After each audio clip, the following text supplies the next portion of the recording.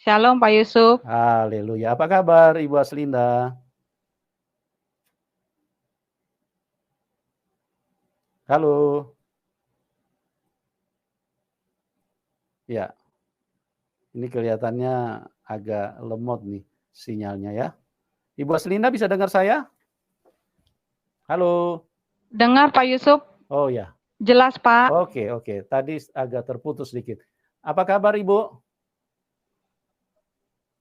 Puji Tuhan sehat, baik Pak. Haleluya. Terima kasih sudah hadir dan teman-teman sudah menunggu bagaimana Tuhan Yesus yang baik itu yang hadir di dalam kehidupan seorang Linda yang tadinya tidak mengenal Tuhan, tapi Tuhan telah melepaskan dari semua tipu daya setan yang pada waktu itu tanpa Ibu Linda sadari, beliau mau membunuh orang tuanya sendiri. Nah, bagaimana kisah selengkapnya? Beliau atau Linda dijamah Tuhan, diselamatkan Tuhan, berkali-kali mendengarkan suara Tuhan Yesus secara audible, langsung di telinga. Nah, inilah Tuhan yang nyata, Tuhan yang jelas. Jadi bukan hanya Tuhan yang ditulis di dalam Alkitab, ditulis di dalam buku, tidak. Tapi memang Tuhan itu harus nyata di dalam hidup. Baru dia bisa disebut sebagai Tuhan. Kalau dia cuma ditulis di dalam buku, semua manusia juga bisa menulis buku, bisa dimuat segala.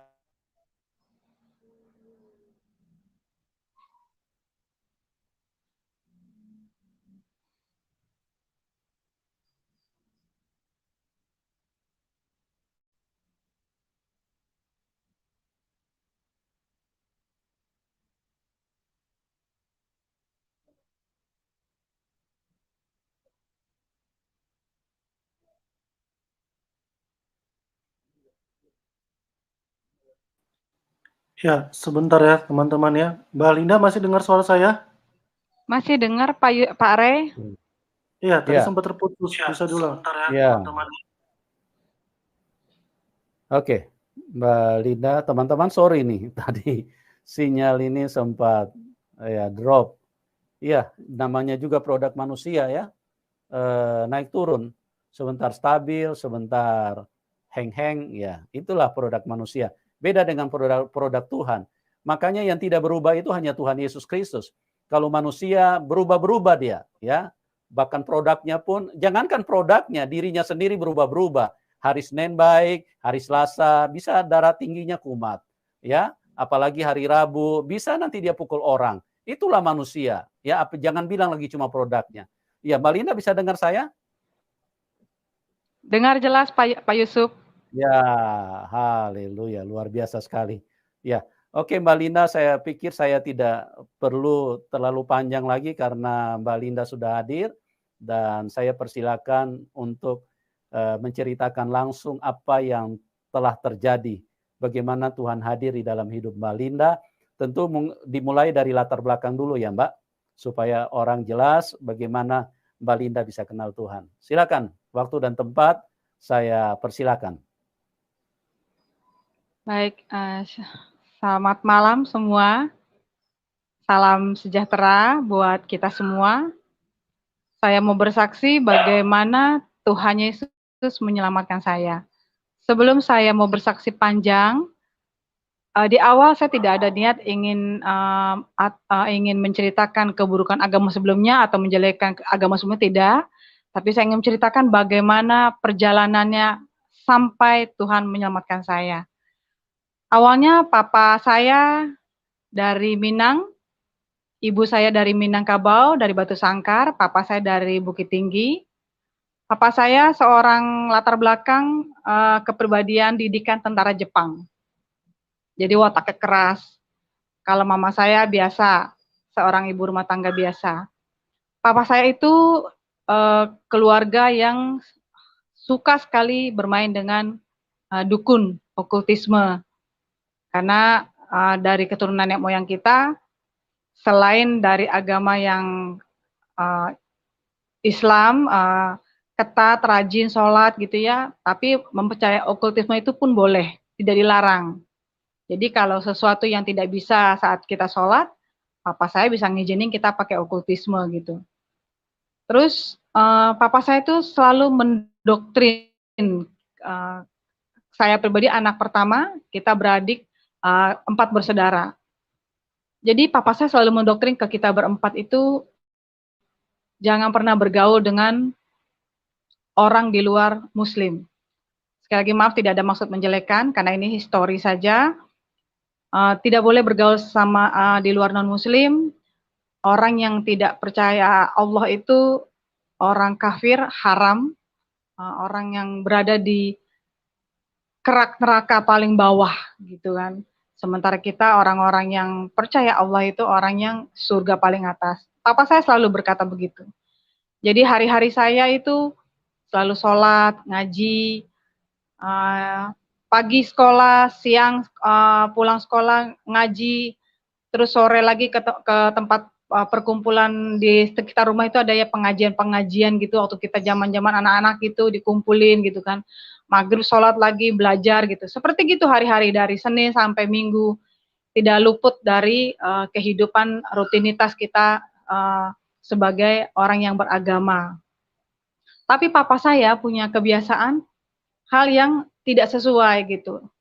Papa saya itu kan tadi latar belakangnya pendidikan tentara Jepang. Jadi kalau seorang ayah mendidik anak-anaknya itu kalau salah kan seharusnya diarahin gitu ya supaya makin baik. Kalau benar misalnya dipuji atau di-applause atau diberi hadiah. Kalau tipe bapak saya enggak. Salah benar digebuk gitu kan. Salah benar tendang, salah benar pukul gitu kan. Jadi saya pribadi sebagai anak pertama, adik-adik kita hari-hari kita tuh mau benar mau salah ya dipukul gitu kan. Nggak ada penjelasan, oh ini salah nak, ini kamu benar, papa bangga sama kamu, tidak ada gitu kan. Sampai kita berpikir, udah biasa lah, digebuk itu udah biasa, ditendang itu udah biasa, dipukul, ditinju itu sudah biasa gitu. Singkat cerita, berlanjutnya kehidupan kami semua, kakak saya dengan adik-adik, terutama saya pribadi, saat saya sekolah itu di Jakarta Pusat ya, saya saat sekolah SD, saya tuh bergaul lah seperti biasa teman-teman gitu kan.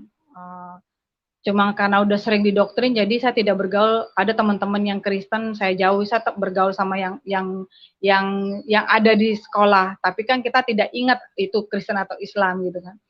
Waktu saya bergaul, bermain seperti biasa, ada satu teman gitu kan. Saya ingat dia orang Toraja, Chinese Toraja. Dia deketin saya, "Hai Linda," gitu kan. Mau main yuk. Kadang dia beliin saya kue, kadang permen gitu kan. Tapi nanti singkat ceritanya dia hanya berbicara 2 patah kata aja, tidak panjang lebar gitu kan.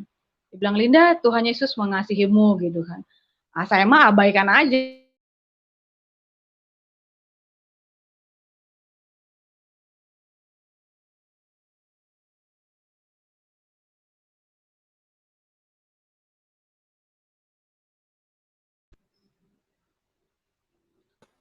Singkatnya Oke, sebentar ya. seperti biasa. Ya, Mbak Lalu kembali teman Linda saya bisa bercerita, dia diulang. bilang, "Linda, Yesus mengasihimu," seperti itu kan. Dan saya berkata, saya ingat ajaran papa saya, kalau orang Kristen itu adalah orang penghuni neraka gitu kan. Saya bilang sama teman saya ini, "Maaf, bapak saya tuh bilang, kalian itu Tuhannya itu pakai kolor digantung, ngapain saya percaya," gitu kan.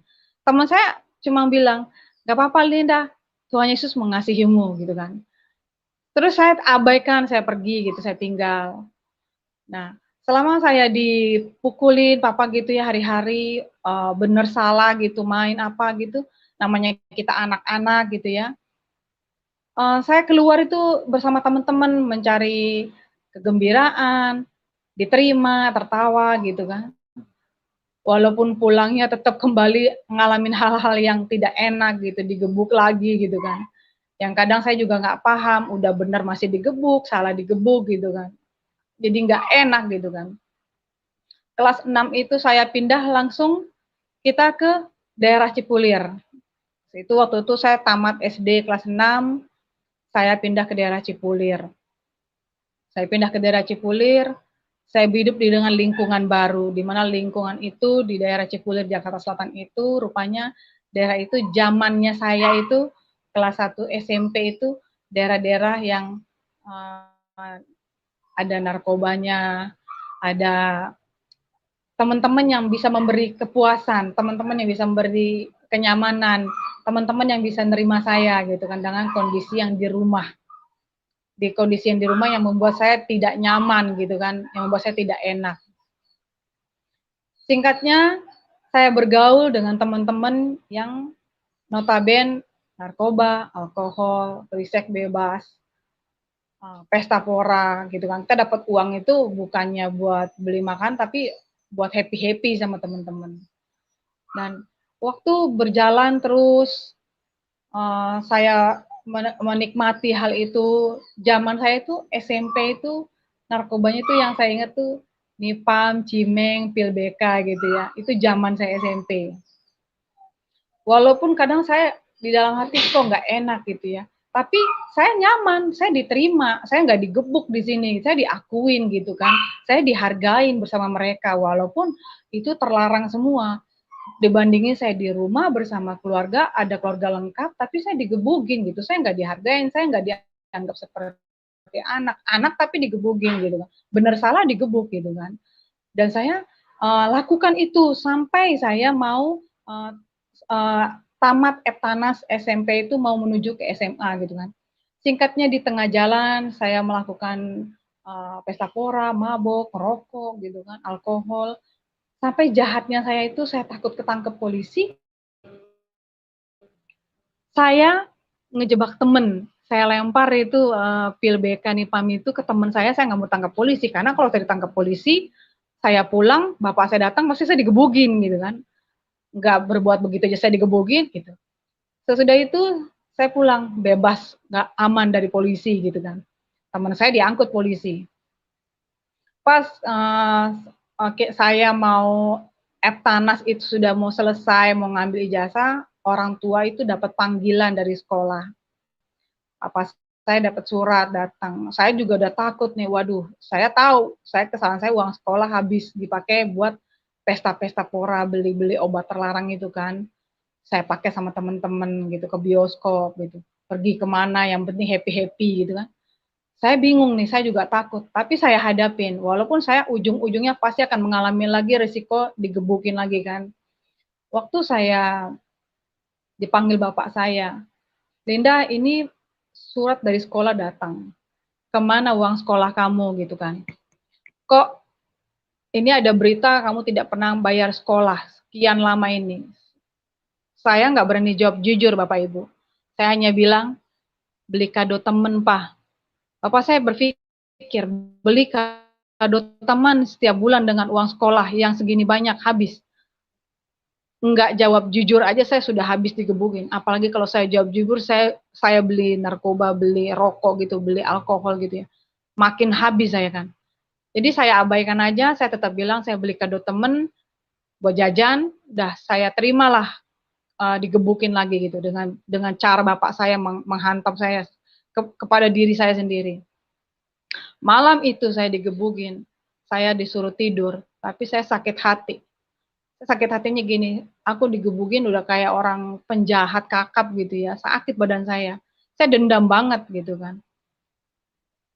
Saya terluka banget. Jadi waktu saya mau naik ke kasur, saya ambil gelas itu saya pecahin. Saya bilang, saya sakit hati, saya mau bunuh bapak saya. Jujur saudara, bapak saya itu mau saya bunuh. Habis saya digebukin itu, saya mau bunuh dia balik gitu. Saya sakit hati, saya digebukinnya nggak kira-kira gitu. Waktu saya mau turun, mau bunuh bapak saya, mau maju ke depan itu, saya dengar suara secara audible. Saya dengar suara secara audible, lalu suara itu berkata seperti ini, Linda, Linda. Saya bertanya, siapa kamu? Gitu kan. Terus saya abaikan suara itu. Saya tetap turun, saya jalan, mau ke depan, saya siap menusuk bapak saya, gitu kan. Saya mau bunuh dia, karena saya sakit hati, gitu kan. Saya perempuan, saya digebukinnya udah kayak penjahat kelas kakap, gitu kan. Waktu saya mau melangkah lagi kaki saya dengar suara lagi audible, saudara. Linda, Linda. Saya tanya, siapa kamu, gitu kan. Suara itu jawab, akulah jalan kebenaran dan kehidupan. Tidak ada satu orang pun sampai kepada Bapa kalau tidak melalui aku. Saya dengar suara audible itu dan suara itu selesai pergi dan saya diem. Saya ngerenung, saya nggak jadi bunuh bapak saya, saya ke atas, tidur lagi, tapi saya niat mau bunuh diri sendiri. Saya bilang, mendingan gue mati dah, daripada digebukin terus selama ini gue capek gitu kan. Saya sobek tangan saya pikir saya mati nih. Kata bangun pagi adik saya datang, Kak kenapa tanganmu kok berdarah-darah gini? Oh saya masih hidup gitu kan.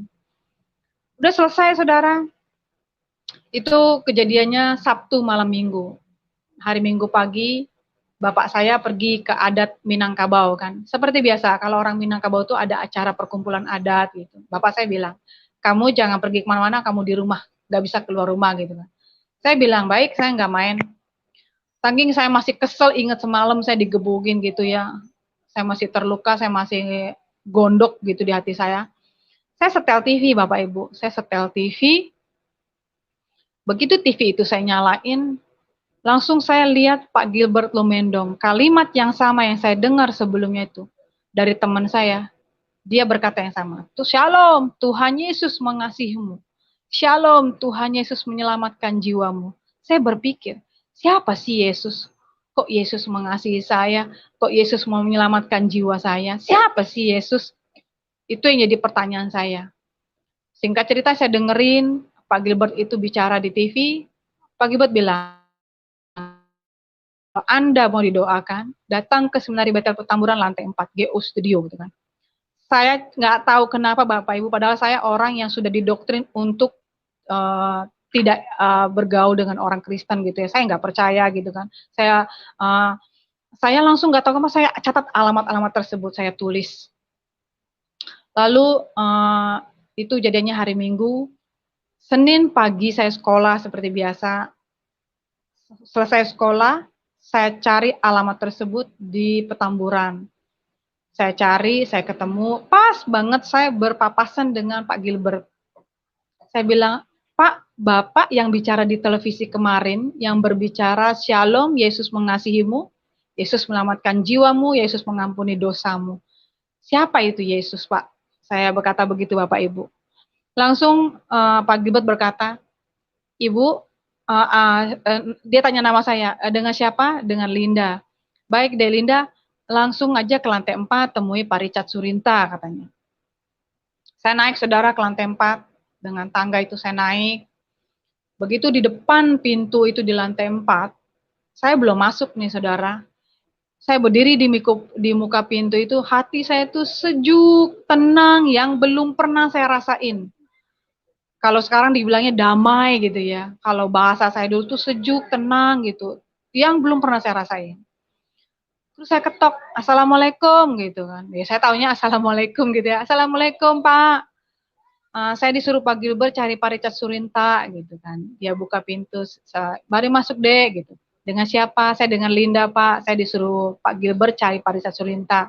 Saya nggak tahu kalau orang tersebut ada di depan saya, Pak Richard Surinta. Ditanya kenapa adik kesini, saya cerita bagaimana saya mendengar Pak Gilbert di TV, saya mau tahu siapa itu Yesus. Saat saya masuk di ruang itu duduk, Pak Richard Surinta menjelaskan tentang Yesus, yang ayat saya ingat Yohanes 1 ayat 1. Pada mulai dari firman, firman itu adalah Allah. Terus dia kasih lagi ayat Yesaya 55 ayat 11, bahwa apa yang difirmankan Tuhan itu tidak pernah kembali dengan sia-sia, dia akan melaksanakan seturut kehendak rencananya. Terus panjang lebar bicara Pak Richard tentang Yesus kepada saya bertanya, Pak Richard, satu yang saya mau tanya. Tadi saya berdiri di depan pintu, ini di dalam hati saya sejuk. Ini apa ya Pak? Saya belum pernah ngerasain kesejukan, ketenangan di dalam hati saya ini. Pak Richard berkata, kamu tahu yang berdiri di muka pintu hatimu adalah Yesus. Yesus itu sumber damai sejahtera. Maukah kamu menyambutnya dan menerimanya? Kata Pak Richard. Terus saya bertanya, kenapa Yesus mau mengasihi saya? Kenapa saya harus menyambut Yesus gitu? Pak Richard bilang, kalau Linda mau kenal Yesus lebih lagi, Linda datang ke gereja hari Minggu, bisa mengenal siapa Yesus gitu kan. Itu hari Senin. Seminggu kemudian, seperti biasa hari-hari saya sholat, saya ngaji, saya di perkumpulan pengajian di rumah. Hari Minggunya, saya bilang bapak saya, Pak, saya mau main, mau olahraga, mau sama teman-teman. Ya, pergi. Saya main saudara dengan pakai sandal jepit, baju biasa, saya datang ke gereja Bethel Petamburan. Saya masuk, duduk, ikut nyanyi-nyanyi, saya nggak tahu nyanyi apa, ngap-ngap aja mulut saya, tepuk tangan. Saat lagi nyanyi itu saudara, saya dengar suara audible di kuping kanan saya. Suara itu lembut, suara itu tegas, suara itu bukan menakutkan. Suara itu berkata begini, baptiskan dirimu. Saya abaikan Bapak Ibu, saya nggak peduli. Terus saya berpikir, orang kiri kanan saya ini lagi pada nyanyi, siapa yang mau ngomong di kuping kanan saya gitu kan. Saya abaikan, terus saya nyanyi lagi seperti biasa, tepuk tangan gitu kan. Karena saya abaikan suara tadi, suara itu yang sama, lembut, tegas, berwibawa, tapi tidak nakutin, berbicara lagi, baptiskan dirimu. Seperti biasa saudara, saya abaikan kembali itu suara. Karena saya masih melihat kiri kanan saya orang pada nyanyi, nggak ada yang berdiri dekat saya, berbicara itu tidak ada. Singkatnya, saya nyanyi terus gitu kan. Yang ketiga kali suara ini tegas. Tegas, lembut, tidak nakutin. Dia menghentak seperti memberi perintah. Baptiskan dirimu. Langsung saya berpikir, kalau suara ini sudah 3 kali, saya nggak bisa main-main. Saya akan cari orang nanti. Selesai ibadah gitu kan. Selesai nyanyi-nyanyi, saya ke bawah. Saya cari orang, Pak, maaf, saya tadi lagi nyanyinya di atas, ada orang yang suruh saya baptiskan dirimu. Saya nggak tahu siapa itu. Terus dia tanya, adik siapa namanya? Saya Linda, Pak. Bapak dengan siapa? Pak Yohanes. Namanya Hengki, Pak Yohanes. Ko Yohanes. Terus Ko Yohanes tuh bilang, Linda, kamu tahu nggak siapa yang berbicara sama kamu, kata dia. Saya nggak tahu, saya cuma disuruh baptis. Yang berbicara kepada kamu itu adalah Yesus. Tuhan Yesus manggil kamu, Linda. Saya berpikir, kenapa Tuhan Yesus panggil saya gitu kan? Kenapa dia suruh saya baptis gitu? Udah selesai itu, kayak Yohanes jelasin, dia bilang, Linda kebetulan minggu depan sudah baptisan. Jadi Linda datang pagi, ikut kelas baptis sebentar, nanti abis itu dibaptis. Dia bilang begitu kan, saya pulang, seperti biasa saya pulang. Sampai rumah saya pulang, Assalamualaikum Pak, saya sholat, ngaji seperti biasa. 1 minggu itu saya jalani seperti biasa. Hari Minggu depannya kembali, saya datang, saya cari Ko Yohanes tadi kan, kok saya siap gitu, masuk kelas baptis. Diarahin siapa itu Yesus, diceritakan tentang Yesus, tentang baptisan. Selesai pengarahan itu, yuk Linda kita siap ke kolam baptisan. Saya jalan saudara ke kolam baptisan, saya dicelup. Saat dibaptis itu, Pak Mesak berkata, selamat Linda, Linda sudah lahir baru, Linda sudah terima Yesus Kristus sebagai juru selamat. Terus silakan Linda ambil ayat mas, dia bilang. Bapak Ibu tahu saya dapat ayat mas, firman Tuhannya berkata seperti ini, barang siapa tidak mengaku aku di depan manusia, aku tidak akan mengaku dia di depan Bapa Surgawi dan malaikat-malaikatnya gitu. Seperti itu ayatnya ya. Kurang lebihnya karena saya juga lupa. Terus saya berpikir, wah saya harus mengaku nih. Saya harus cerita ke bapak saya kalau saya sudah menjadi pengikut Yesus. Saya harus cerita jujur gitu kan. Karena kalimatnya berkata barang siapa mengaku aku gitu kan. Di depan manusia, aku akan mengaku di depan Bapa dan para malaikat. Saya pulang Bapak Ibu, seperti biasa saya pulang. Assalamualaikum Pak, gitu. Saya sholat, saya ngaji. Pak, Linda dapat surat Pak, surat kecil ini, di mana surat ini bilang, barang siapa kamu mengaku di depan manusia, maka kita akan diakui di depan Bapa dan para malaikatnya. Belum saya jelaskan panjang lebar, muka saya ini langsung dibogem sama bapak saya sendiri. Langsung ditonjok, ditendang, dibanting saya ke tembok, dilempar, saya dipukul pakai batu gitu kan. Saya bilang, ampun Pak, ampun. Ini Linda cuma dapat surat mau mengaku, Pak Linda sudah dibaptis, Linda sudah Kristen.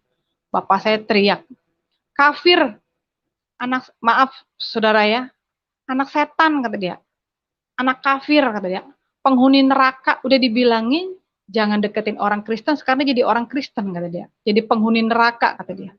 Saya bilang, Pak, Yesus itu juru selamat. Ini surat ini berkata cuma mengaku, Pak. Linda mau mengaku. Saya bilang gitu kan. Semakin saya ngomong gitu, semakin saya dihantam, saudara. Semakin saya dipukulin. Saya ditendang, ditonjok, diinjak bapak saya sendiri. Saya bilang, Tuhan, saya sakit, Tuhan, saya digebuk begini, Tuhan. Baru juga selesai baptis, saya baru terima Yesus, saya dibogemnya bukan main, lebih dari yang kemarin saya digebukin gitu kan. Tolong saya, Tuhan. Bapak saya bilang, kamu mau selesai Eptanas, mau masuk SMA, sekarang sudah jadi orang kafir. Kamu pilih sekolah atau mau mengikuti penghuni neraka? Saya bilang, Tuhan, saya masih mau sekolah, Tuhan. Kalau saya berhenti sekolah, saya jadi orang bodoh, Tuhan. Tapi saya mau ikut Tuhan. Karena yang di hati ini, ketenangan, kesejukan yang belum pernah aku rasakan, Tuhan, jangan hilang, Tuhan. Saya bilang gitu, saudara. Dalam hati.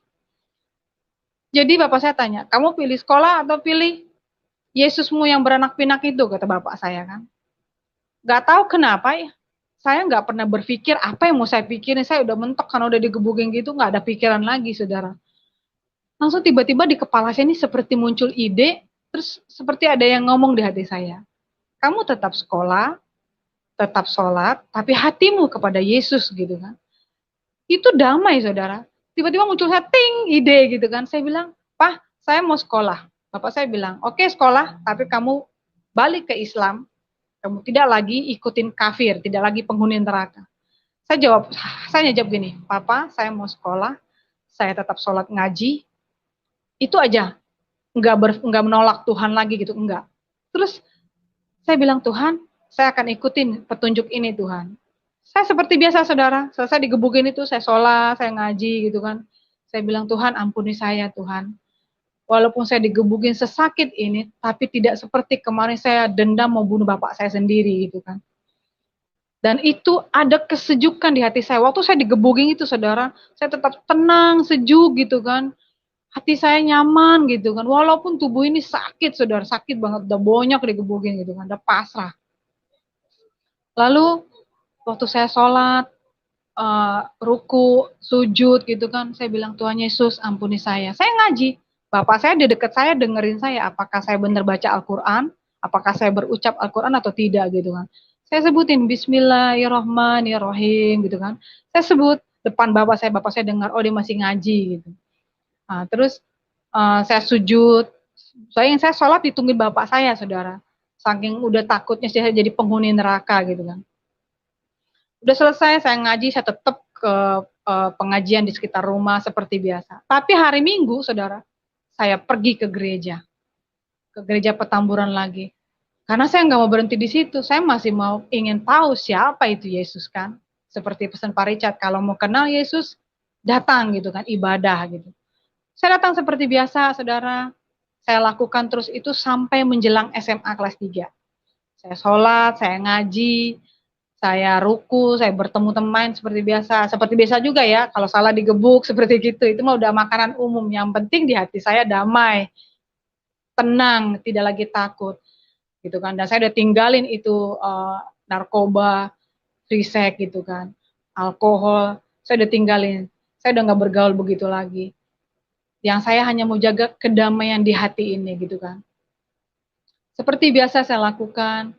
Tapi bapak saya curiga, saudara. Ini anak sholat, tapi kok minggu ngilang gitu kan. Tapi bapak saya curiganya bertanya-tanya gitu kan. Saya seperti biasa, saya pergi ke gereja dengan pakaian biasa. Saya sholat tapi hari Senin sampai hari Sabtu gitu kan, Minggu saya udah ngilang gitu. Singkat ceritanya, waktu saya berangkat ke gereja, rupanya saya sudah diintai bapak saya sendiri. Saya diikutin. Saya taunya diikutin pas saya pulang, bapak saya cerita. Jadi saya ibadah seperti biasa. Saya bersyukur Tuhan kepada Tuhan ya, bapak saya tuh nggak ngacak-ngacak gereja, nggak marah walaupun dia tahu saya gereja di situ. Saya pulang seperti biasa. Bapak saya ngamuknya bukan main, saudara. Saya dipukulin seperti biasanya, yang nggak habis-habis saya ceritakan lagi. Waktu dipukulin itu bapak saya berkata, jadi hari-hari biasa kamu sholat, hari Minggu lu ke gereja ya, kata bapak saya. Itu hati bisa dibelah dua ya, sholat dan jadi orang penghuni neraka, kata bapak saya. Kamu ini anak setan, apa anak kafir, apa anak keluarga, apa anak saya, kata dia. Saya diem, Bapak Ibu. Waktu saya digebukin itu saya diem. Terus saya berpikir, Teman, Tuhan, ya, halo? ya, tadi sempat terputus, Mbak Linda. Oke, Baik, dilanjutkan. Ya, ya. baik. Saya berpikir, Tuhan ini udah ketahuan Tuhan. Bagaimana ini Tuhan, saya bilang kan. Udah ketahuan ke gereja, jadi saya nggak mungkin lagi berbohong untuk sholat Tuhan, saya bilang. Lalu, karena saya sudah ketahuan, bapak saya sudah marah-marah pukulin saya, yang penting saya fokusnya selesai sekolah. Waktu saya ketahuan itu, saya udah nggak sholat, saya seperti biasa. Ya udah hari-hari saya menikmati ucapan-ucapan buruk dari bapak saya dengan kata-kata yang menghujat, kata-kata yang kasar gitu kan. Saya tahu dia sebagai orang tua sayang sama saya. Menurut dia saya salah jalan, tapi saya tahu ini jalan yang Tuhan pilih buat saya gitu kan. Dan saya mau mengikuti jalan itu gitu kan, tanpa dipaksa dan terpaksa gitu kan. Terus sampai saya tamat SMA, saya tetap ikutin ibadah di gereja. Singkatnya, Pak Gilbert Mendong di GL Ministry itu ada tantangan. Siapa mau ikut Yesus gitu kan? Saya maju. Tuhan, saya mau ikut Engkau Tuhan. Saya mau ambil sekolah Alkitab. Kebetulan Pak Gilbert mengadakan sekolah Alkitab. Tamat SMA itu, karena saya sudah selesai dari sekolah, ijazah di tangan saya bilang sama bapak saya. Bapak saya itu ada niat mau masukin saya ke pesantren Gorontalo, karena kejadian saya masuk Kristen tadi kan. Tapi saya nggak mau. Saya bilang, Pak, saya mau ikut Yesus. Saya mau ambil sekolah Alkitab. Tahu saudara, baju saya dibuang ke jalanan, saya digebukin, udah pasrah. Ibarat kata hari itu saya mati-mati. Sampai tetangga-tetangga tuh teriak, Pak, sabar. Pak, ini anak perempuan, eling, digituin. Tetangga tuh pada teriak. Saya ditelanjangin, sudah telanjang bulat. Saya dihantam habis-habisan. Bapak saya bilang, kalau kamu laki-laki, hari ini saya bunuh kamu, kata dia. Tapi kamu perempuan, silakan kamu pergi. Kamu bukan anak saya lagi. Saya bilang sama bapak saya, sekalipun saya dibuang, Pak, saya tidak diakuin, tapi bapak tetap orang tua saya. Papa adalah papa saya. Saya mau ikut Yesus, Pak. Papa tidak tahu kehidupan saya yang lalu yang saya jalani, Papa tidak pernah tahu. Bapak saya jawab, saya nggak perlu tahu kehidupanmu, kata dia. Itu saya nangis, saudara. Saya bilang, Tuhan, saya mau ikut Tuhan. Apapun yang terjadi, walaupun saya digebukin, ibarat kata hari ini saya pasrah mati-mati gitu kan. Udah luar biasa gitu kan, perlakuan bapak saya. Lalu saya pergi dengan bawa baju tadi, saya udah malu gitu kan diperlakukan seperti itu sama bapak saya, bukan lagi layaknya seorang anak, udah ditelanjangin habis di depan umum, saya pergi. Dan bapak saya bilang, hari ini kamu bukan lagi keturunan Minang, warisan kamu di kampung kami coret, kata dia. Dan kamu bukan anak kami lagi, kata dia. Saya udah ditampar gitu kan, saya pergi. Saya bilang, sekalipun saya pergi, Pak, saya tetap akan cari Papa. Papa adalah Papa saya. Sekalipun saya diperlakukan seperti ini, tidak layak sebagai manusia, Pak, Papa adalah Bapak saya bilang. Saya pergi, saudara, saya pergi sekolah Alkitab, saya ikut dengan teman-teman gitu ya, hidup kos gitu, bebarengan. Saya bertahan, saya bagaimana ikut Yesus. Saudara tahu, saya tetap pulang. Pak, Linda kangen. Saudara tahu apa sambutan bapak saya? Anak kampret, maaf saudara ya, anak monyet, anak setan, disebutin semua yang nggak layak. Tapi saya tetap pulang. Walaupun saya dilempar kaleng, dilempar panci, apa gitu kan. Ngapain masuk rumah, anak kafir gitu kan. Saya tetap pulang. Pak, Linda kangen, Linda rindu papa gitu kan. Lalu, saya dalam perjalanan sekolah Alkitab, mau selesai 6 bulan itu, ada yang ngajakin saya sekolah YWAM. Di dalam asrama itulah saya tinggal selama 6 bulan. Saya belajar mengenal pemulihan hati Bapak. Saya tetap dapat informasi dari keluarga bahwa Bapak saya sakit jantung. Terus selama saya di asrama itu, saya dilawat Tuhan, saya dipulihkan. Bahkan mentor saya berkata, kamu harus pulang, temui papa kandungmu, minta ampun ke papamu, berdoa. Kalau kamu mau mengampuni orang yang berdosa kepadamu, Bapakmu di surga akan mengampuni dosa-dosamu, kata gitu kan. Terus saya bilang, tapi saya takut Kak, saya takut dibogem lagi gitu kan. Enggak apa-apa, tapi Yesus beserta kamu gitu kan. Jadi singkatnya saya pulang saudara dari asrama itu, saya temuin bapak kak saya sendiri. Saya bilang, Pak, Linda pulang Pak, Linda rindu sama Papa. Jadi bapak saya udah sakit jantung, udah kronis, kata dokter udah gak ada harapan. Saya pulang, Jadi saya rawat bapak saya sakit, walaupun dia dengan kondisi nggak terima saya tetap jalan, saya rawatin. Saya antar ke rumah sakit, saya kontrol, saya bicara baik-baik, walaupun dia buang muka, nggak bicara sepatah kata, saya diabaikan, saya dicuek, kadang saya nangis gitu kan, Tuhan, saya tuh sayang papa saya, walaupun dia perlakukan saya tidak layak sebagai anak perempuan, sebagai manusia, tapi dia bapak saya bilang. Terus singkatnya, dia udah nggak tahan, udah nggak kuat ya, saya peluk dia gitu kan. Dia bilang, Lida, terima kasih kata dia. Jadi waktu dia bilang begitu, saya pun bicara, Papa, saya minta maaf, saya sebagai anak banyak salah, ampuni saya Papa. Terus papa saya peluk saya gitu kan, dia juga bicara, Linda, ternyata kamu anak yang baik, terima kasih selama saya sakit kamu merawat saya. Terus saya bilang, Papa, selama ini perlakuan Papa kepada saya, kepada kami adik-beradik, saya ampuni Pak, saya juga minta maaf, saya bilang. Papa, ada dukun sakti yang terkenal Daud Tony, dia bertobat loh Pak, saya bawa bukunya kan pulang, lihat Pak, bagaimana dia bertobat dari segala dosa dan kejahatannya. Papa mau nggak Linda berdoa? Saya peluk dia, saya berdoa, Tuhan Yesus, hari ini saya minta ampun, ampuni dosa saya, ampuni dosa papa saya Tuhan, saya mau maafkan papa saya Tuhan. Saudara tahu, waktu saya berdoa seperti itu, saya mengalami sesuatu yang luar biasa. Kalau kemarin saya sejuk, saya tenang, ini di hati saya seperti ada yang terobos gitu kan, plong gitu kan. Papa saya detik itu di dalam pelukan saya meninggal, saudara. Dia nangis dengan netesi mata, dia pergi, dia meninggal, udah selesai. Jadi hari itu, saya dan bapak saya berdamai. Kami saling mengampuni, kami saling mendoakan. Dan saudara tahu, dari kesaksian saya tadi, bagaimana Tuhan menuntun saya, bagaimana Tuhan membawa saya untuk bertobat mengenal Tuhan. Terakhirnya adalah Tuhan memulihkan saya dan memulihkan hubungan saya kepada Bapak saya. Saya bersyukur, Tuhan itu luar biasa Bapak Ibu.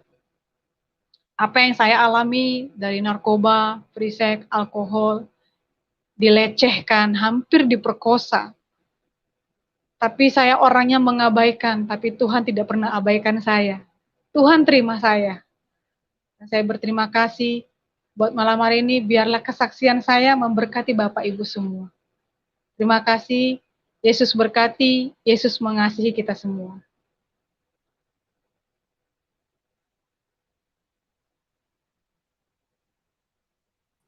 Oke, baik. Sebentar ya. Ini Pak Yusuf sinyalnya lagi kurang stabil, Mbak Linda. Sebentar ya. Halo, suara saya bisa dengar, Mbak Linda? Jelas Pak Ray? Ya, ini mohon maaf teman-teman. Sinyal kami lagi kurang maksimal ini. Sebentar ya teman-teman ya, sabar ya. Karena sinyal kami lagi kurang stabil nih. Oke nih, Pak Yusuf sudah ada nih. Iya, ya teman-teman, mohon maaf sinyal di tempat kita ini agak sedikit lemot.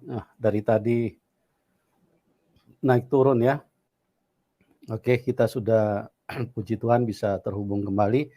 Terima kasih buat Ibu Linda yang luar biasa mengalami Tuhan secara ajaib, secara supranatural, dan mendengarkan suara Tuhan berkali-kali, di mana Tuhan menyatakan dirinya, sekalipun Mbak Linda ini orang yang tidak menyukai kekristenan, alias antikris, tidak menyukai Tuhan Yesus, karena di dalam iman yang sebelumnya mereka menganggap bahwa Tuhan Yesus itu bukanlah Tuhan.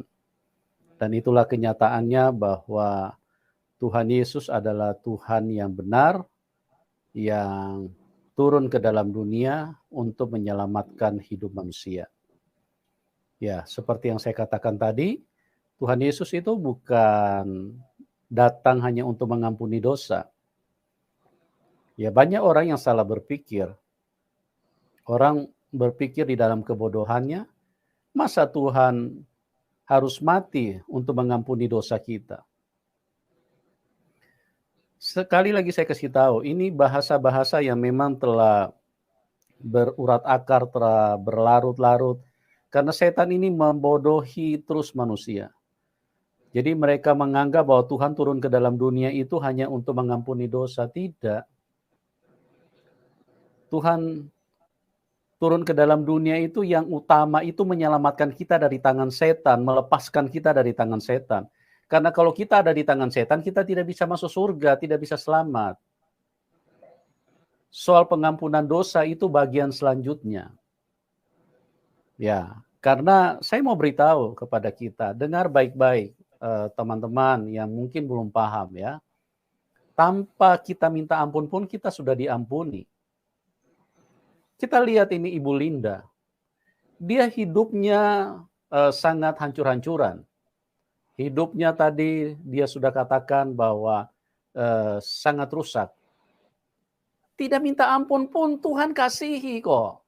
Tuhan sayang. Cuman masalahnya manusia ini kalau bukan Tuhan yang bebaskan kita dari tangan setan, kita nggak bisa lepas. Kita ini diikat setan. Semua manusia ini diikat setan. Makanya manusia dari kecil itu sudah jago berbohong, sudah jago munafik, sudah pintar iri hati, marah, mau berkelahi, membenci, memukul. Sekalipun anak sendiri bisa ditonjok-tonjok loh. Kenapa? Karena itu menunjukkan bahwa bagaimana kuasa kegelapan itu menguasai seseorang. Ya, itulah kenyataannya. Jadi kita tidak bisa membantah bahwa Tuhan Yesus itu luar biasa kasihnya ya. Sekali lagi teman-teman, jangan error pikiran kita, jangan mau dibodohin sama setan dan berkata, masa Tuhan itu harus mati baru mengampuni dosa kita. Kita tidak perlu kali Tuhan mati, kita bisa minta ampun langsung. Saya mau beritahu selangkah lebih maju tanpa minta ampun pun Tuhan sudah ampuni. Ya.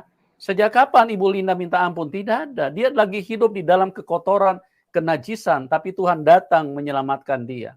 Bahkan Tuhan mencegah dia untuk berbuat dosa selanjutnya, apalagi mau membunuh orang tuanya sendiri. Karena apa? Karena iblis menguasai hidup manusia. Iblis menyuruh untuk manusia itu saling membunuh. Haus darah, ya. Iblis itu menghalalkan darah orang. Itulah pekerjaan iblis. Jadi lewat tayangan-tayangan ini saya berharap kita boleh tercerahkan dan berhati-hatilah karena iblis itu jahat sekali. Ya, jangan sampai teman-teman, saya mengasihi Anda semua. Mungkin kalian ada yang berkata, tapi kami membenci kalian, kami membenci kamu. Saya tidak peduli. Maupun sekalipun Anda membenci saya. Karena itu bukan penting, itu bukan satu hal yang menjadi tujuan Tuhan. Karena Tuhan memanggil kami bukan untuk saling membenci, tapi saling mengasihi. Oleh sebab itu, yang penting adalah kasih Tuhan, bagaimana kasih Tuhan yang luar biasa bisa tersampaikan, supaya apa? Supaya kami tidak selamat sendiri, kami tidak masuk surga sendiri, tapi semua kita. Ingat, orang yang membenci itu tidak masuk surga, karena dia ada di dalam cengkeraman setan. Kenapa dia membenci? Karena dia dikuasai setan.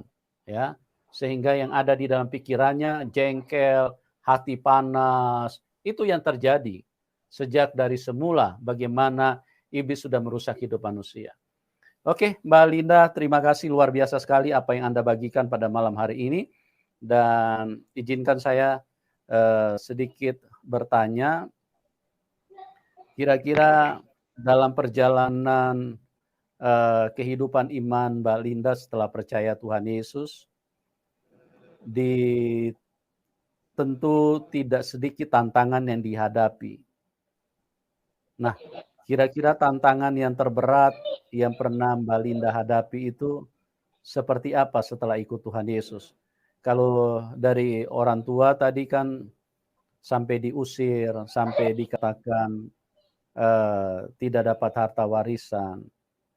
Kira-kira kalau dari luar atau dari keluarga yang lain atau mungkin dari orang-orang atau teman yang dulu mengetahui Mbak Linda satu iman dengan mereka. Kira-kira tantangan apa saja yang Mbak Linda temukan yang paling ya istilahnya membuat hati itu sedih selama ikut Tuhan? Apa Mbak Linda? Bisa diceritakan? Baik Pak Yusuf, kalau tantangan terberat sih, yang dibilang paling berat sih semua biasa aja ya Pak ya. Yang paling Ya, puji yang Tuhan. saya tidak bisa hadapi itu waktu saya bersama keluarga bapak, keluarga ibu. Waktu saat saya bagaimana menceritakan Tuhan, bagaimana saya memilih iman saya ikut Yesus, cara mereka memperlakukan saya itu beda. Jadi tantangan saya di sini adalah mereka tidak bisa menerima kehadiran saya. Bahkan sampai mereka terang-terangan bilang, bunuh aja, santet aja gitu. Jadi buat saya yang paling terbesar adalah itu, Pak. Saya tidak diterima untuk berada di keluarga, jadi saya harus pergi dari keluarga.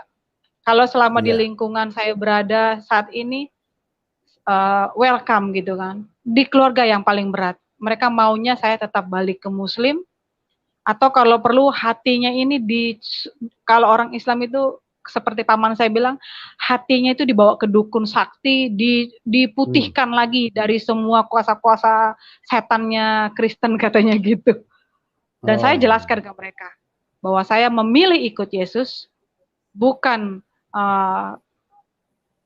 karena seperti kalian berpikir yang hal negatif, tapi karena Yesus memanggil saya dan saya ikut dia gitu kan. Seperti itu. Amin. Keluarga lah yang paling berat. Ya, oke, itu luar biasa sekali ya, begitu menyatakan kepada teman-teman bahwa tidak ada tantangan yang berat. Sebetulnya bukan tidak ada tantangan yang berat, tapi karena Mbak Linda menjalani hidup itu tidak sendiri lagi. Ada Tuhan Yesus yang menyertai. Jadi sekalipun keadaan itu sulit, tapi semuanya bisa dilewati dengan kemenangan. Itulah kalau kita berjalan bersama dengan Tuhan. Karena di dalam hidup ini ada banyak hal-hal yang membuat kadang-kadang kita tidak bisa tidur, tidak bisa makan, karena begitu sulit kita menjalani hidup. Tapi yang menjadi persoalan adalah karena tidak ada yang menolong, tidak ada yang menyertai hidup manusia. Tapi Mbak Linda sudah menyatakan bahwa dia berjalan bersama Tuhan Yesus. Oke, Mbak Linda mungkin bisa cerita kira-kira mujizat terbesar yang Mbak Linda pernah alami selama bersama Tuhan Yesus, selama ikut Tuhan Yesus. Kira-kira apa yang Mbak Linda bisa bagikan kepada teman-teman? Yang paling saya alami dalam hidup ini, mujizat paling terbesar adalah mengampuni. Ya. Di mana saya terluka kepada bapak saya sendiri, hari terakhir itu saya datang memberi diri saya, hati saya ke bapak saya untuk minta pengampunan, dan bapak saya mau menerima saya dan melepaskan pengampunan, melepaskan luka-luka itu semua, sakit hati dendam itu, dan saya merasakan hati plong gitu ya. Kalau kemarin sejuk damai, kalau yang begitu hari terakhir itu saya ngerasain sesuatu yang putus, yang lepas. Dan itu belum pernah yang saya alami seumur hidup gitu loh Pak. Pengampunan, kasih Tuhan. Itu yang paling besar. Pendamaian dari surga kepada bapak saya sendiri. Amin. Jadi luar biasa teman-teman, kita sadar bahwa Tuhan Yesus itu adalah Raja Damai. Bagaimana dia mengajarkan cinta kasih. Karena kalau Tuhan Yesus hadir, tidak ada pertikaian. Tidak ada yang namanya kejahatan. Karena apa? Karena sekalipun Mbak Linda ini disakiti, diperlakukan dengan hal-hal yang tidak manusiawi, pernah ditelanjangi lagi di depan orang banyak.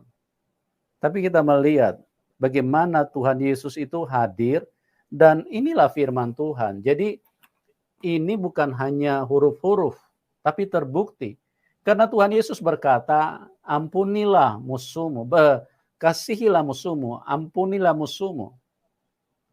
Berdoalah buat musuh-musuhmu, mintalah berkat buat mereka. Bagaimana itu bukan hanya tertulis di sini, tertulis di dalam buku, tapi Mbak Linda mempraktekannya. Bukan karena seorang Linda sudah menjadi hebat manusia yang tercipta dari bahan-bahan khusus, tidak. Tapi karena Tuhan Yesus sudah ada di dalam hidupnya. Tadinya kan Mbak Linda sudah bercerita, papanya itu mau dibunuh sama dia. Karena pada waktu itu belum ada Tuhan di dalam hatinya. Masih ada kebencian, ada dendam, ada amarah. Itulah setan begitu jahat, ya, merusak kehidupan manusia. Tapi kalau Tuhan Yesus hadir, pengampunan mengalir. Tuhan Yesus berkata, jika kamu ditampar pipi kanan, berikan pipi kirimu. Ini dialami, bos. Itu bukan cerita. Itu bukan hanya buku ditulis orang seorang manusia, tapi itu firman yang dibukukan. Dan ini menjadi kenyataan bagaimana Mbak Linda tidak membalas apapun, bahkan Mbak Linda mengasihi orang tuanya. Sekalipun Bapak memperlakukan saya seperti ini, Papa adalah Papa saya. Luar biasa sekali. Dan carilah teman-teman, jangan sampai terlambat. Waktu ini singkat sekali loh. Ya, karena kalau kita sudah mati, kalau Anda sudah mati, Anda tidak punya kesempatan untuk bertobat. Jangan lagi bilang mau pindah dari neraka, mau pindah ke surga. Itu cerita bohong.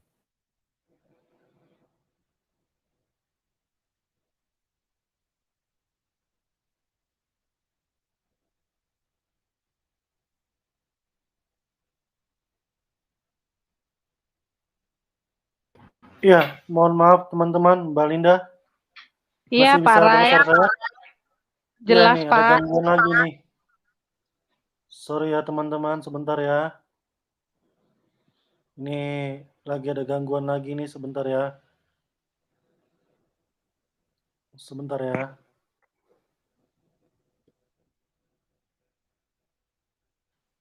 Ya, sebentar ya. Iya, Pak Ray. Oke, ini sudah Ya, tersambung lagi. teman-teman. Ya, mohon maaf ini kita punya jaringan nih, tempat kita ini agak drop terus ya. Ya, naik turun kayak kapal selam dia. Ya, tapi puji Tuhan kita bersyukur ya. Tuhan berkata, jika kamu ditampar pipi kananmu, berikan juga pipi kirimu. Itu bukan hanya ditulis di dalam buku, tapi kita alami. Bagaimana pengampunan itu kita lepaskan, dan di sini terbukti bahwa hanya Tuhan cinta kasih itu. Hanya Tuhan Yesus damai itu. Karena dialah membuat manusia bisa berdamai dengan orang lain. Bisa saling mengampuni dengan orang lain. Bisa saling mengasihi sekalipun orang berbuat jahat di dalam hidup kita. Kalau iblis hanya mengerjakan semua yang jahat. Dia merangsang hawa nafsu di dalam kita. Sehingga kita menjadi orang yang kerasukan setan dan tidak terkendali. Dan kita hidup hanya untuk mau menyakiti orang lain. Bahkan anak kita sendiri pun, bahkan siapapun. Ya, bahkan iblis mengajarkan kita untuk menghalalkan darah manusia karena memang iblis itu haus darah. Ya, dia sangat membenci manusia. Dia pakai manusia yang lain untuk saling membunuh, saling membenci, dimulai dari pertikaian, perselisihan dan segala macam. Luar biasa sekali. Tuhan Yesus memberkati. Ibu Linda, terima kasih buat kesaksiannya, dan bagi teman-teman yang diberkati, bisa dukung Ibu Linda. Beliau sekarang ini bukan hanya mengasihi Tuhan, bukan hanya menerima Tuhan Yesus, tapi beliau adalah orang yang aktif untuk memberitakan firman Tuhan. Ya, nomor rekening Ibu Linda kami taruh di layar deskripsi. Teman-teman yang diberkati bisa didukung. Oke, terima kasih juga buat semuanya yang sudah hadir di dalam link ini. Sekali lagi kami mengasihi Anda semua, kami berdoa kiranya kasih karunia Tuhan turun di dalam hidupmu supaya kita semuanya bisa selamat. Tuhan Yesus memberkati kita semua dan salam kemenangan buat kita semua. Amin.